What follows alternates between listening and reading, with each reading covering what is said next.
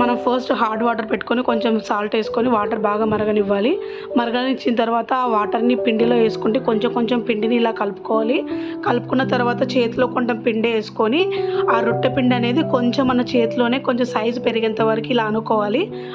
అనుకున్న తర్వాత మనం నార్మల్గా పెన్నం రొట్టె చేసే దాని మీద వేసి బాగా ఇట్లా పిండి అనుకొని చేతులకి ఇలా బాగా కొడితే మనం బాగా సాగుతుందండి. సో హాట్ వాటర్ ఎందుకు చెప్పానంటే హాట్ వాటర్ వేసుకుంటే మనకు రొట్టె అనేది ఇలా విరగకుండా చాలా నీట్గా చాలా బాగా వస్తుంది. సో ఇలా రొట్టె అయిపోయిన తర్వాత ఇప్పుడు మనము కింది భాగం పైకి రావాలి.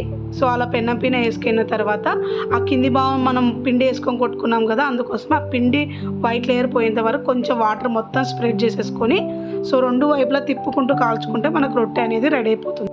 సో ఈ రొట్టె అనేది చాలా హెల్తీకి మంచిదండి. మీకు ఈ వీడియో నచ్చినట్లయితే please do subscribe and support. Thank you so much for watching.